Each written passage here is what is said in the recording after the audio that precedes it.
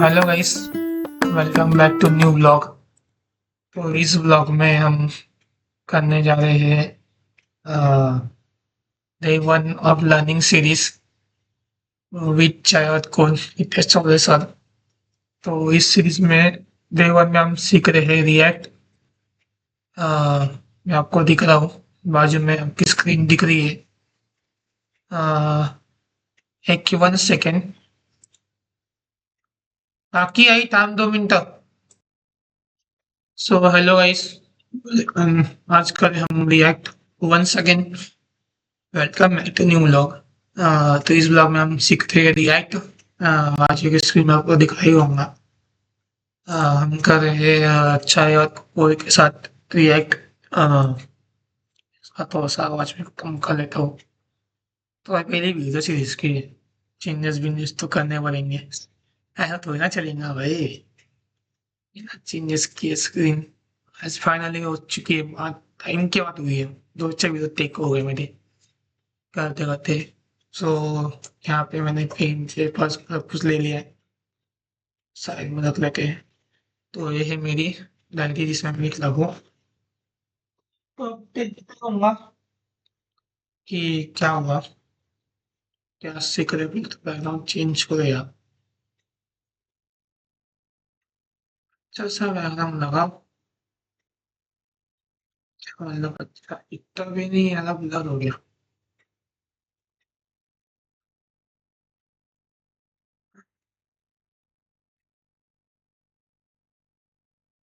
दिख रहा हूँ मैं, ओके ओके।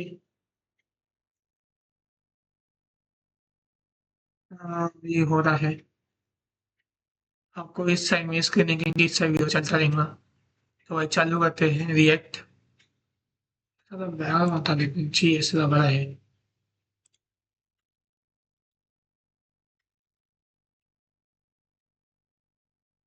ज़्यादा ब्राइट बन गया,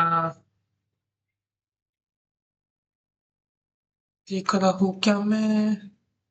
हाँ, फॉलो फॉलो करते वीडियो, पहला लर्निंग सीरीज जिसमें हम सीखने वाले हैं रिएक्ट मेरे साथ मोस्टली। तो करते हैं चालू। हाँ जी, कैसे हैं आप सभी? सबसे पहले ये बताइए सब्सक्राइब बटन प्रेस हुआ है या नहीं हुआ है अभी स्क्रीन तक? दिखाता हूँ। इसका जवाब चाहिए, क्योंकि अभी तक हमें बहुत आगे होना चाहिए था, हम नहीं हैं। क्या है सर जी, ये बताइए, इतना डिले कैसे हो रहा है हमारे सब्सक्राइब बटन को प्रेस करने में? चलिए कोई बात नहीं, चिंता नहीं है। अभी इस वीडियो के अंदर हम पहले चर्चा करते हैं, उसके बाद डिस्कस करेंगे सब्सक्राइबर्स की और इन सब की। तो स्वागत है आप सभी का चाय और रिएक्ट के अंदर। और अभी हम इस वीडियो के अंदर डिस्कस करेंगे हमारे फोल्डर स्ट्रक्चर और कंपेयर करेंगे हमारा क्रिएट रिएक्ट ऐप से जो हमने प्रोजेक्ट बनाया था और जो वीट से हमने प्रोजेक्ट बनाया था।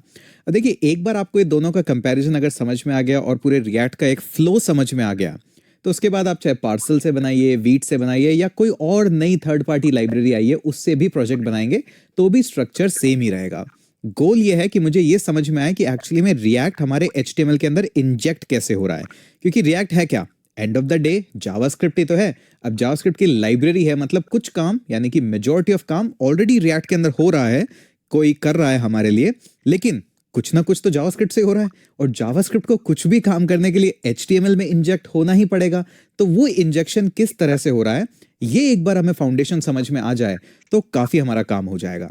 उसके बाद कोई भी प्रोजेक्ट कभी भी दो तो मुझे बेसिक आइडिया होगा, अच्छा यहां से रिएक्ट आ रहा है, इस तरह से रिएक्ट इस प्रोजेक्ट में इंजेक्ट हो रहा है, इस पॉइंट पे इंजेक्ट हो रहा है, और अब मेरी एप्लीकेशन तैयार हो रही है। तो ये फाउंडेशन हम क्लियर करेंगे, छोटा ही वीडियो रहेगा और इसी के अंदर हम क्लियर कर लेंगे। इसके अलावा मैं आपको कुछ दो रिसोर्सेज भी बताऊंगा। दोनों में से एक भी स्पॉन्सर्ड नहीं है, बट हाँ अगर स्पॉन्सर आ जाए तो और अच्छी बात है। बट दोनों में से एक भी स्पॉन्सर्ड नहीं है, सिर्फ आपको एक जनरल नॉलेज के लिए कि अगर आपको कई बार रिएक्ट के प्रोजेक्ट है, आप कहीं कॉलेज में हैं या कहीं बाहर हैं, तो भी आप इन वेबसाइट्स का यूज करके अच्छे प्रोजेक्ट्स बना सकते हैं। क्योंकि हर जगह पॉसिबल नहीं है ना कि इंस्टॉल कर लें हम चीज़ों को, या ये सब मार्केट में बहुत हैं आजकल ऐसे, दो बस मैंने रैंडमली पिक कर ले तो आपकी काफ़ी हेल्प हो जाएगी उससे। तो चलते हैं हमारे सबसे पहले डिस्कशन के ऊपर कि किस तरह से हमारा प्रोजेक्ट स्ट्रक्चर है। अब एक चीज हमेशा ध्यान में रखिएगा, जावास्क्रिप्ट अकेले जब भी चलती है तो वो जावास्क्रिप्ट ही चल रही है, उसको HTML में लाना ही पड़ेगा, आपको स्क्रिप्ट्स कॉल करनी ही पड़ेगी, कोई एक्सेप्शन है ही नहीं। जब तक आप अपने HTML पेज के अंदर वो स्क्रिप्ट टैग लगा के और जावास्क्रिप्ट को नहीं ले आते हैं, तब तक किसी हाल में कोई कंडीशन नहीं है कि आपकी जावास्क्रिप्ट अपने आप उस HTML के अंदर पहुंच गई, वहां मैनिपुलेशन कर ले। ऐसे तो जावास्क्रिप्ट पहुंचने लगी तो हर जगह पहुंच जाएगी, तो ऐसा नहीं होता है। ये फाउंडेशन रूल है। लेकिन अब ये रूल का एक्सेप्शन देखिए, मतलब एक्सेप्शन है नहीं, वो बिहाइंड द सीन हो रहा है, वो भी आपको करके दिखाऊंगा अभी। बट सबसे पहले हम बात करते हैं हमारे बेसिक रिएक्ट प्रोजेक्ट की। ये वाला जो बेसिक रिएक्ट प्रोजेक्ट था, ये हमने किससे बनाया था? हमारे क्रिएट रिएक्ट ऐप से। ठीक है, बिल्ड को हम टोटली इग्नोर करते हैं। नोड मॉड्यूल फोल्डर, इसमें आपकी जितनी भी डिपेंडेंसी जो आपके package.json फाइल के अंदर है, वो सब इंस्टॉल होने के बाद यहाँ पे अवेलेबल होती है। तो आपको दिखेगा नोड मॉड्यूल्स के अंदर कि आपके पास देखिए बहुत सारी चीजें हैं यहाँ पे, आरिया टैग्स हैं, रिएक्ट है, जो भी सब आपको जो भी चाहिए, कॉल बाइंड्स, जो सब कुछ है वो सब आपको यहीं मिल जाता है। ये फोल्डर आपको ज्यादातर डिपॉजिटरीज में नहीं मिलेगा, ये क्योंकि बार बार बन जाता है। सिर्फ आपको कुछ नहीं, npm इंस्टॉल करना है और सिंपली बन जाता है। ठीक है जी, इसको भी इग्नोर कर लिया। अब हमने सोर्स के अंदर भी देख लिया कि हमारे पास दो ही फाइल है, index.js, app.js। इसका एक एक लाइन समझेंगे कैसे होता है, लेकिन उससे पहले गिट इग्नोर भी देख लेते हैं। कुछ नहीं, आपको क्या क्या फाइल्स गिट पे पुश करनी है, क्या नहीं करनी। मुझे नोड मॉड्यूल्स नहीं पुश करना, तो यहाँ पे उसका नाम बाय डिफॉल्ट लिखा हुआ है, आप चाहे तो अपना भी एडिट कर सकते हैं, कोई दिक्कत वाली बात ही नहीं है। पैकेज lock.json क्या होता है? ये package.json ही फाइल है, लेकिन यहाँ पे आपकी डिपेंडेंसीज लॉक हो जाती है कि ये इसी वर्जन पे ही चलेगा। ठीक है, और भी डिटेल इस पे package.json वगैरह पे बना देंगे, बट आपको ज्यादा जानने की जरूरत नहीं है। सिर्फ इतना है कि हमारी जो डिपेंडेंसीज है उनका एक स्टेबल वर्जन यहाँ पे लॉक कर दिया जाता है, और इसके बारे में और डिटेल में हम देखेंगे बाद में। अभी हमारे को इतना ही है। और रीडमी फाइल तो मार्कडाउन फाइल है, बेसिक इंट्रोडक्शन हो नहीं हो कोई खास फर्क नहीं होता है। तो अगर मैं देखूं यहाँ पे, तो मुद्दे की बात यह है कि सारा काम या तो सोर्स फोल्डर के अंदर हो रहा है या फिर इस पब्लिक फोल्डर के अंदर हो रहा है। अब देखिए, पब्लिक फोल्डर के अंदर हमारे पास ये आइकन है, फेविकॉन है, कोई दिक्कत वाली बात नहीं है, हो नहीं हो कोई फर्क नहीं पड़ता। लोगो की PNG इमेजेस है, हो नहीं हो कोई फर्क नहीं पड़ता है। मैनिफेस्ट फाइल है, ये फाइल क्या है? मोबाइल डिवाइसेस के लिए काम आती है। जब आप अपनी एप्लीकेशन को या वेब एप्लीकेशन जो वेबसाइट है उसको मोबाइल में ओपन करते हैं, तो एक्चुअली में आपके जो मेटा टैग्स है वो कई बार मैनिफेस्ट फाइल से देखे जाते हैं। तो ये बेसिक है, ये हो नहीं हो कोई फर्क नहीं पड़ता है। robots.txt आपके सर्च इंजन के लिए, हो ना हो कोई फर्क नहीं पड़ता। फर्क किससे पड़ता है? index.html से। हाँ जी, इससे बहुत फर्क पड़ता है, क्योंकि यही तो मेन पेज है जो लोड होगा, और एक ही पेज होता है, इसीलिए इसको SPA बोला जाता है, सिंगल पेज एप्लीकेशन। क्योंकि एक ही हमारे पास इंडेक्स फाइल है और सारा का सारा काम उसी के अंदर होगा। अब सिर्फ उसी के अंदर कैसे होगा? क्योंकि एक जो फाउंडेशन है वो तो सेम ही रहेगा ना। क्योंकि आपका जितना भी पेज के अंदर एलिमेंट्स आते हैं, चाहे आपकी इमेजेस आई हो, चाहे आपके एलिमेंट्स टैग आए हों, चाहे आपकी स्लाइडर्स आए हों, जो भी कुछ आया है, डॉम ही तो लेके आ रहा है। अगर हम डॉम को मैनिपुलेशन, जैसा हमने जावास्क्रिप्ट में देखा था कि डॉम के मैनिपुलेशन से हम क्या कर सकते हैं? स्लाइडर को गायब कर सकते हैं, बटन्स को और लगा सकते हैं, कुछ बटन्स को हटा सकते हैं, बटन्स के टेक्स्ट चेंज करते हैं। तो देखा जाए तो मैनिपुलेशन ही तो है। एक पेज से दूसरे पेज पे जाते हैं, तो एक्चुअली में बिहाइंड द सीन क्या होता है? वो डॉम ही तो मैनिपुलेट करता है और नई पेंटिंग बनाता है वहां पे सेकंड पेज के लिए, कॉन्टैक्ट अस के लिए। तो वो सारा काम हम यहीं पे कर लेते हैं, इसके बारे में भी चर्चा करेंगे। बट अभी तो हम हमारे कमेंट्स को क्लीन करते हैं। ठीक है, ये मेटा टैग्स है, यहाँ पे कोई दिक्कत वाली बात नहीं है। देखिए, ये मैनिफेस्ट जेसन के बारे में बता रहा है कि मेटा टैग यूज होता है जब आप ऐप पे इंस्टॉल करते हैं या मोबाइल पे जाते हैं। तो अभी उसकी मुझे जरूरत नहीं है, तो सबसे पहले ये कमेंट हटा दो, क्योंकि कमेंट ही तो है। उसके बाद ये मैनिफेस्ट का है, ये भी हमें कमेंट हटा देते हैं, ताकि एटलीस्ट एक क्लीन HTML फाइल तो देखे कैसी है। ठीक है जी, और यहाँ पे भी बहुत सारा HTML का कमेंट है, ये भी हटा देते हैं। ठीक है, तो काफ़ी कुछ कमेंट्स हमने यहाँ पे रिमूव कर दिए। हेड के अंदर ऐसा सच कुछ है नहीं, इसको मिनिमाइज कर देते हैं। अब अगर मैं इसको एनालाइज करूं, तो सबसे पहले तो क्या कर रहा है, एक नो स्क्रिप्ट टैग दे रहा है कि क्या पता किसी ब्राउजर के अंदर जावास्क्रिप्ट इनेबल नहीं है, तो आप ये मैसेज शो कर दो कि आपको जावास्क्रिप्ट इनेबल करनी पड़ेगी। ठीक है जी, बड़ा अच्छा मैसेज है। उसके बाद मेरे पास index.html के अंदर सिर्फ और सिर्फ एक चीज है, जो कि है div है, जिसके अंदर एक ID रूट है और कंप्लीटली एम्प्टी div है। ठीक है, अच्छा गौर से देखिएगा, यहाँ पे कोई जावास्क्रिप्ट इंजेक्ट नहीं हुई है। ठीक है जी, अच्छी बात है, इतना तो समझ में आ गया है। तो ये तो मुझे कहानी समझ में आ गई। अब जाता हूं सोर्स के अंदर, और सोर्स के अंदर सबसे पहले हमारा जो मेन एंट्री पॉइंट होता है रिएक्ट का, वो है आपका index.js फाइल। जरूरी नहीं है इस फाइल का नाम index.js हो, main.js हो, hitesh.js हो, कोई फर्क नहीं पड़ता है, आप इसको चेंज कर सकते हो। यहां पे इन्होंने index.js ले रखा है, जो कि डिफॉल्ट है रिएक्ट के अंदर। ठीक है, अब सबसे पहले मैं यहां पे आता हूं, तो एक्चुअली में हो क्या रहा है, एक वेरिएबल बनाया गया है यहाँ पे रूट। ऑब्वियसली बात है, दो लाइब्रेरीज हमने यहाँ पे ले ली है, रिएक्ट और रिएक्ट डॉम, क्योंकि यही दो लाइब्रेरीज काम आती है वेब के डॉम को मैनिपुलेट करने के लिए। रिएक्ट हमारी कोर फाउंडेशनल लाइब्रेरी है, जो कि सारे रेफरेंसेस वगैरह लेने का काम करती है। रिएक्ट डॉम इसका एक इम्प्लीमेंटेशन है वेब पे, जैसे रिएक्ट नेटिव, रिएक्ट का एक इम्प्लीमेंटेशन है मोबाइल ऐप्स पे, ठीक है। तो यहाँ पे ऐप के बारे में थोड़ा बाद में डिस्कस करेंगे कि ऐप के अंदर क्या हो रहा है, वो तो बहुत ईजी है। तो रिएक्ट डॉम को यूज करते हुए, क्योंकि देखिए वेबसाइट के अंदर आपके पास डॉम है, लेकिन रिएक्ट क्या करता है, खुद का डॉम भी बनाता है। अब डॉम है क्या, डॉम एक्चुअली में कुछ होता थोड़ी ना, डॉम एक्चुअली में एक ट्री स्ट्रक्चर ही तो होता है जो डेटा डीएसए वगैरह में पढ़ते हैं। ट्री स्ट्रक्चर का क्या मतलब है, एक के नीचे दूसरा ट्री होता है, एक टॉप पे आपका ट्री एलिमेंट है, उसके नीचे, जैसे हमने डॉम का देखा था अगर आपने जावास्क्रिप्ट की सीरीज फॉलो किए, कि आपके एलिमेंट्स हैं, टैग्स हैं, इस तरह से। तो अपना ब्राउजर का अपने आप में एक डॉम है, लेकिन कोई आपको मना थोड़ा ना कर रहा है कि आप अपना डॉम नहीं बना सकते, आप अपना डॉम भी तो बना सकते हो। तो रिएक्ट क्या करता है, खुद का डॉम भी बनाता है, जिसको हम वर्चुअल डॉम बोलते हैं। और इसके बाद ये मेन डॉम से कंपेयर करता है उसको कि कितना उससे डिफरेंस है, और उसके बाद उसको मेन डॉम को सिर्फ वही एलिमेंट्स वहां पे हम चेंज करते हैं जिनकी जरूरत है, सब चेंज नहीं करते हैं। इसके बारे में एक प्रॉपर वीडियो हम देखेंगे किस तरह से चेंजेस होते हैं, क्या ये डिफिंग एल्गोरिथम वगैरह होती है। बट इतना मुझे समझ में आ गया है अभी कि रिएक्ट अपने आप में खुद का डॉम भी बनाता है। उस रिएक्ट डॉम के अंदर एक मेथड है क्रिएट रूट, ठीक है। इसके बारे में अगर आप और देखना चाहें तो कंट्रोल प्रेस करके और उस पर क्लिक कर सकते हैं, तो आपको उसकी डेफिनेशन क्या है, क्या क्या ऑप्शंस आपको अवेलेबल है, क्या क्या ये करता है, वो आपको डिटेल में मिल जाता है, अभी जाने की जरूरत नहीं है उसमें। तो हमने क्या बोला उसको, एक क्रिएट रूट, लेकिन रूट कहाँ पे बनाओ। तो इसने क्या करा, एक मेथड है जहां पे आपको एक एलिमेंट देना पड़ेगा HTML का। तो देखिए ये हमारी बेसिक जावास्क्रिप्ट ही तो है। डॉक्यूमेंट सेलेक्ट किया, उसके बाद गेट एलिमेंट बाय आईडी, याद है आपको, हम भी करते थे gate element by ID JavaScript के अंदर। और एक एलिमेंट सर्च करा जिसकी आईडी रूट है। हाँ, अभी वापस आते हैं HTML पे, तो हमारे पास यहाँ पे है क्या, एक्चुअली में HTML में सिर्फ एक डिव ही तो है जिसकी आईडी रूट है, उसी को तो हम सर्च कर रहे हैं यहाँ पे। तो आप चाहे तो चेंज भी कर सकते हैं, हाँ बिल्कुल कर सकते हैं, कोई दिक्कत नहीं। मुझे रूट नहीं पसंद, मुझे हितेश पसंद है, तो हितेश ही आईडी वहां पे HTML में सर्च कर लेंगे, उसकी आईडी भी तो होनी चाहिए वहां पे, अगर है तो हमारा सारा एप्लीकेशन वहां लोड हो जाएगा, ठीक है। उसके बाद क्या कहा इसने कि जो वेरिएबल आपने बनाया है रूट, आपने पूरा उसका रेफरेंस तो ले लिया, गेट एलिमेंट बाय आईडी, और पूरा जो डॉम आपका होगा, वर्चुअल डॉम जो रिएक्ट बनाएगा, उसका रेफरेंस आपने ले लिया। उस रेफरेंस को आपने स्टोर कर लिया एक रूट वेरिएबल के अंदर, ठीक है, वेरिएबल में स्टोर कर लिया। अब उसके बाद क्या कहा रूट को कि रेंडर करो।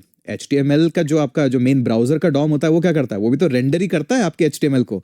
तो यहाँ पे भी सेम इंप्लीमेंटेशन है, रेंडर करो। लेकिन रेंडर किसको करो, तो रेंडर में इन्होंने कहा कि रिएक्ट का स्ट्रिक्ट मोड लो, ये एक प्रॉपर्टी है रिएक्ट की, इस पे डिस्कस करेंगे। लेकिन आप ऐप को रेंडर कर दो। अब ऐप नाम का कोई टैग तो होता नहीं, IMG टैग होता है, H1 टैग होता है, लेकिन ऐप नाम का कोई टैग तो होता ही नहीं। तो यही एक सबसे बड़ी पावर आपको रिएक्ट देता है, JSX की पावर। यानी कि कि इस वाले डे 1 की सीरीज को हम अगले डे 2 में आगे कंटिन्यू करेंगे, जब जितना कोड था। सो ऐसा कुछ नहीं, डेली सीरीज चलती रहेंगी, लर्निंग सीरीज। तो इस वाले से खत्म करते हैं आज तक, फिर मिलते हैं आपको। जावास्क्रिप्ट के थ्रू अपने HTML एलिमेंट्स को रेंडर कर सकते हो, और जो JSX है वो ऑलमोस्ट HTML जैसा ही दिखेगा आपको। देखिए इसमें, और अगर आपका कोई एक एलिमेंट होता है जैसे BR टैग होता है, तो उसमें कोई खास अंतर तो है नहीं, ये सेम ही दिखता है, एक जैसा ही। तो BR टैग है, लेकिन ऐप नाम का कोई टैग HTML तो देता नहीं। तो आप अपने कस्टम, एक तरह से मानो कि कस्टम टैग्स बना पा रहे हो, ठीक है। लेकिन ये कस्टम टैग आ कहां से रहे हैं। अच्छा, अब सबसे पहले क्या करते हैं, इतने ही काम को हम एक बार रन करके देखते हैं कि एक्चुअली में क्या क्या हो रहा है। इसको करते हैं किल, और इसको डिलीट कर देते हैं। एक बार फिर से इसको ओपन करते हैं और CD करके जाते हैं 01 बेसिक रिएक्ट के अंदर। मुझे पता है कैसे रन करना है, तो npm run start। तो हमने स्टार्ट करा, और ये हमारा चाय और रिएक्ट यहाँ पे रन हो गया। लेकिन अब क्या करते हैं, वापस से आते हैं हम यहाँ पे, इसको मिनिमाइज कर लेते हैं। अगर मैं चाहूं कि ये रूट डॉट रेंडर, ऑब्वियसली बात है, एक डॉम बना रहा है, रेंडर कर रहा है उसको, मैं रिएक्ट डॉट स्ट्रिक्ट मोड हटा के देखता हूं कि यार इसको भी अगर मैं हटा देता हूं तो क्या मेरा ये सिर्फ ऐप ये रेंडर हो रहा है क्या। सेव करते हैं, वापस से जाते हैं, ठीक है, अभी तो कंपाइल सक्सेसफुली दिखा रहा है। इस URL पे जाते हैं, नेविगेट करते हैं, इस पे रिफ्रेश करके देखते हैं, हाँ जी चल रहा है, बढ़िया, ठीक है। रिएक्ट का जो ये सेफ मोड है, एक्चुअली में क्या करता है, ये डेवलपमेंट के लिए स्पेसिफिक है, ताकि आप कुछ ऑप्टिमाइजेशन वगैरह कर लो। बट ठीक है, अगर आप नहीं करना चाहते तो वो भी है, वैसे तो उसके एडवांटेज है करने के। बट हमने देखा कि हमने सिर्फ रूट पे रेंडर करवाया अपना ऐप। अच्छा, अब ये ऐप है क्या चीज, ठीक है। तो यहाँ पे ऐप की जो डेफिनेशन है हमने लिख रखी है, तो चलिए ऐप के अंदर चलते हैं। तो हमने क्या देखा कि ऐप एक्चुअली में ज्यादा कुछ है नहीं, एक फंक्शन है, सिंपली फंक्शन है जो कि रिटर्न करता है एक HTML को, ठीक है जी, HTML को रिटर्न कर रहा है। और फिर लास्ट में हमने ये फंक्शन को एक्सपोर्ट करा दिया। तो ये बड़ा इंटरेस्टिंग एक सिंटैक्स दिया है रिएक्ट ने आपको, कि आप फंक्शन लो, कर दो। फंक्शन के अंदर HTML रिटर्न कर दो और मैं उस HTML को रेंडर करवा दूंगा। बड़ा इंटरेस्टिंग कॉन्सेप्ट है। तो आपने देखा कि सिंपली आपने रेंडर करवा दिया ऐप को, और and of the day app क्या रेंडर कर रहा है? एक H1 ही तो टैग रेंडर कर रहा है। तो हम हमारी जावास्क्रिप्ट के थ्रू HTML लिख पा रहे हैं। अब इससे फायदा क्या? फायदा यह है कि हमारे पास प्रोग्रामिंग कैपेबिलिटीज आ गई है HTML के अंदर, जो कि कभी थी नहीं हमारे पास। तो जब बड़ी एप्लीकेशन बन जाती है जहां पे कॉम्प्लेक्स UIs हैं, वहां पे ये कॉन्सेप्ट बड़ा काम आएगा। लेकिन अब आपके मन में आने चाहिए कुछ सवाल, जो कि आपके आ नहीं रहे हैं मन में, पर मैं फिर भी आपके मन में ये सवाल डालूंगा। देखिए, सबसे पहली चीज तो इस HTML के अंदर कहीं पे भी हमने जावास्क्रिप्ट लोड करी है क्या? कहीं भी नहीं करी है। तो अगर जावास्क्रिप्ट लोड ही नहीं करी है आपने कभी इसके अंदर, तो ये index.js अपने आप कैसे लोड हो गई? इसको कोई सपना आया? नहीं, इसको कोई सपना नहीं आया। तो चलते हमारे package.json में। अब आपने देखा जब आप क्रिएट रिएक्ट ऐप से एप्लीकेशन बनाते हैं तो रिएक्ट डॉम तो है ही, लेकिन रिएक्ट स्क्रिप्ट्स भी आपके पास होता है। ये जो रिएक्ट स्क्रिप्ट है ना, ये बड़ी होशियार है और बड़ी इंटरेस्टिंग है। अक्सर लोग इस पे ध्यान नहीं देते, बट यही रेस्पॉन्सिबल है कि पीछे से छुपके से जाती है इस index.html के अंदर ये main.js को, या फिर अपना ये जो index.js है इसको लोड करती है। इसका प्रूफ देखना है? देखिए, प्रूफ दिखाते हैं आपको। ये हमारा चाय और रिएक्ट है, ठीक है। राइट क्लिक करके जाते हैं और इसका पेज सोर्स देखते हैं। अब पेज सोर्स देखा तो पेज सोर्स के अंदर देखिए script differ source static JS bundle add किया इसने। ये तो हमने कभी ऐड नहीं किया था, ये हमारा टाइटल था, क्योंकि यहाँ पे तो ये सब कभी ऐड हो ही नहीं रहा था, तो इसने कुछ तो ऐड किया ये। अच्छा, सिर्फ इतना ही नहीं, एक्चुअली में आप इसको राइट क्लिक करके जब आप इंस्पेक्ट करके देखोगे तब आपको काफ़ी चीज़ें मिलेगी। इस बॉडी को ओपन करिए और देखिए क्या क्या चीज़ें इसने अपने आप ऐड कर दी। ये सारे जो स्क्रिप्ट्स वगैरह हैं ये तो कभी थी नहीं यहाँ पे। ये एक्चुअली में आई कहाँ से है?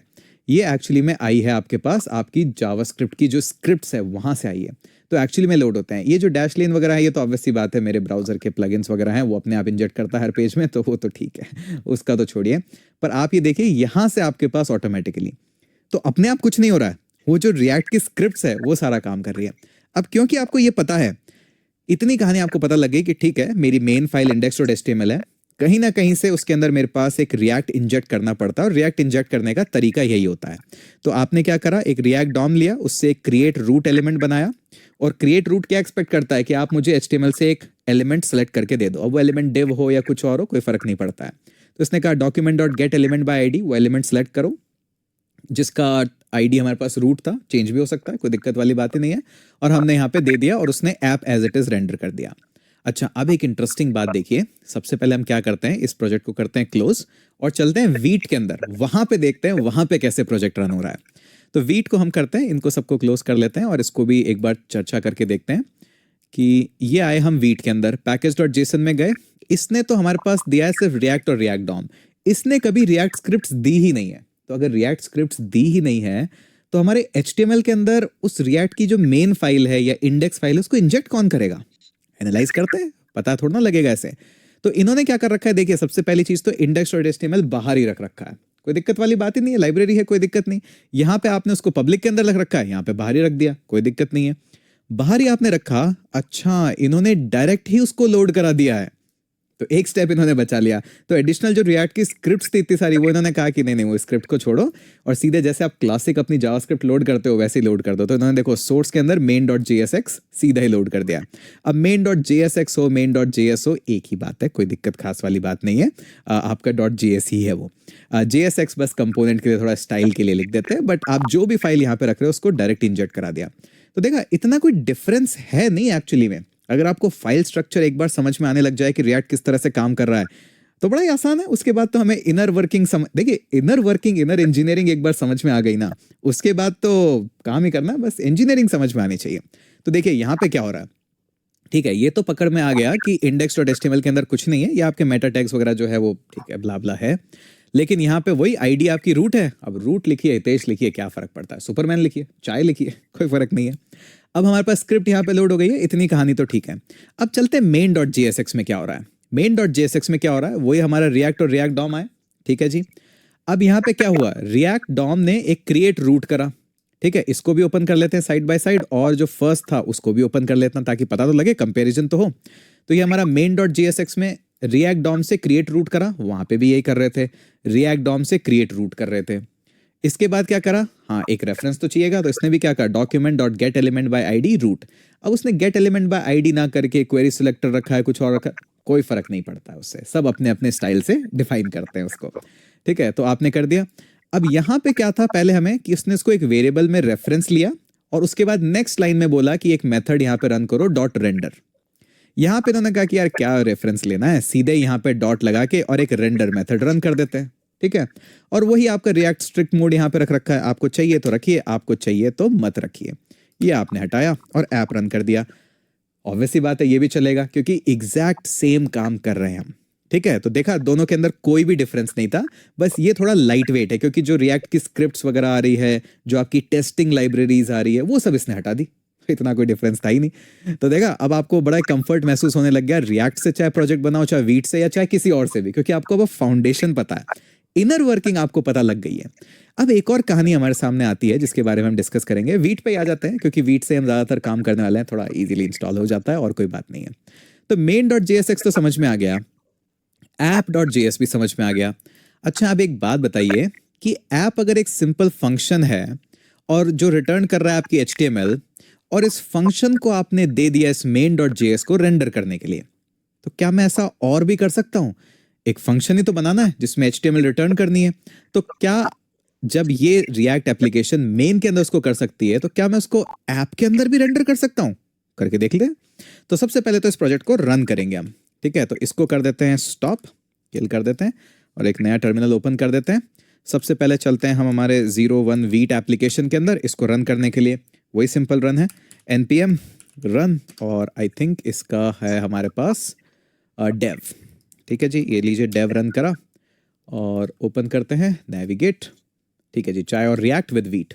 अच्छा अब क्या करते हैं, छोटा सा कोड लिख के देखते हैं, ज़्यादा डिटेल में तो नहीं देंगे अभी, सिर्फ छोटा सा कोड लिखते हैं। देखिए ये राइट क्लिक करा सोर्स के अंदर, आप चाहे तो कहीं और पे भी कर सकते हैं, बट सारा काम सोर्स में कर रहे हैं तो सोर्स में ही कर लेते हैं। एक नई फाइल बनाते हैं और इसका नाम रखते हैं हम सिंपली चाय और .jsx भी नहीं रख रहा हूँ, वैसे तो .jsx जब आप कंपोनेंट्स बनाते हैं तब jsx रखते हैं, बट अभी के लिए ठीक है, थोड़ी चलता है, ऐसा भी चलता है। तो चाय.js मैंने यहाँ पे बनाया। अब मुझे पता है चाय.js के अंदर क्या करना पड़ेगा, एक फंक्शन बनाते हैं, फंक्शन का नाम रख देते हैं चाय। ठीक है जी, ये लीजिए चाय, ये हमारा फंक्शन बन गया। अब मुझे पता है कि इसके अंदर आपको रिटर्न करना है, क्या रिटर्न करना है, एक HTML एलिमेंट रिटर्न कर लेते हैं। तो HTML एलिमेंट कुछ भी हो सकता है, हम उसको लेते हैं, एक H2 एलिमेंट लेते हैं, ठीक है, या H3 ले लेते हैं, जो भी मर्जी हो आपका लीजिए। चाय इज रेडी। ठीक है, चाय तो रेडी हो गई है। अब इसको एक्सपोर्ट भी करना है, एक्सपोर्ट करने का भी देख लेते हैं। app.js में कैसे कर रखा है, एक्सपोर्ट डिफॉल्ट ऐप, तो यहाँ पे क्या करेंगे, एक्सपोर्ट डिफॉल्ट चाय, वही सिंपल सा काम, ये तो क्लासिक जावास्क्रिप्ट है, इसमें तो कोई दिक्कत होनी चाहिए। एक्सपोर्ट डिफॉल्ट और ये चाय आपने भेज दी। अब ये जो चाय आपने बनाई है, क्या ये app.js में भेज सकते हैं? हाँ जी भेज सकते हैं। main.js में भेज सकते हैं? हाँ भी, वहां भी भेज सकते हैं आप। तो अभी हम पहले क्या करते हैं, app.js में भेजते हैं। अब app.js में भेजने के लिए क्या करना पड़ेगा, ये जो रिटर्न स्टेटमेंट है इसके अंदर हम ये जो h1 है इसको हम हटाएंगे यहाँ से। ठीक है, इसके बारे में भी चर्चा करेंगे। JS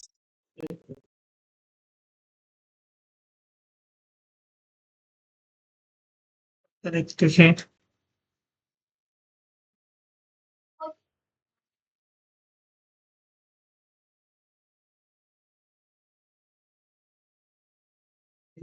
तो एक ही है,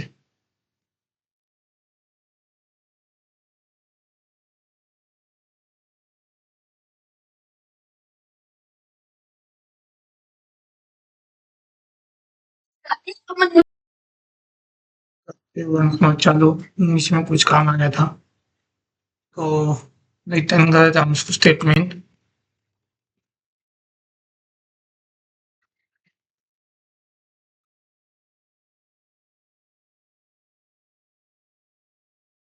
.js में भेज सकते हैं? हाँ जी भेज सकते हैं। main.js में भेज, एक्सपोर्ट डिफॉल्ट और ये चाय एक्सपोर्ट कर रहा है,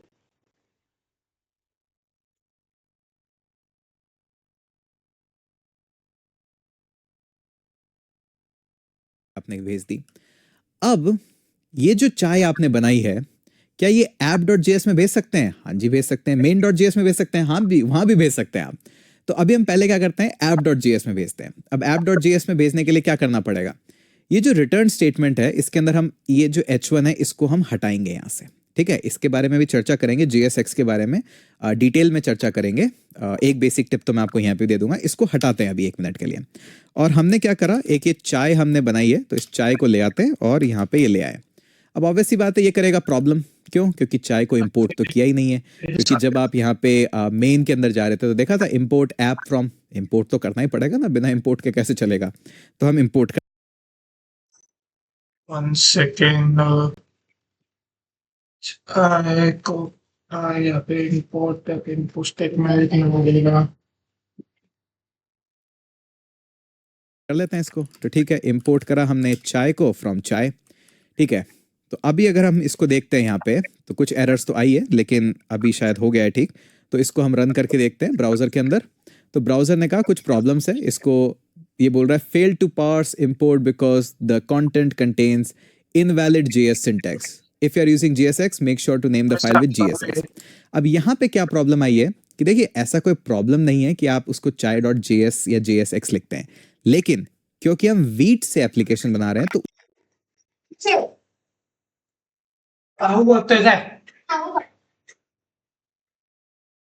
तो वीडियो को बाद में कंटिन्यू करते हैं काम तो उसके। तो इस वीडियो में इतना ही, अगले वीडियो में बस चालू करेंगे उसको। तो टिल देन वीडियो को सब्सक्राइब कर दीजिए, चैनल को कर दीजिए लाइक, सॉरी वीडियो को करिए लाइक, चैनल को करिए सब्सक्राइब। तो मिलते हैं अगले let of learning from year. तो ठीक है, बाय।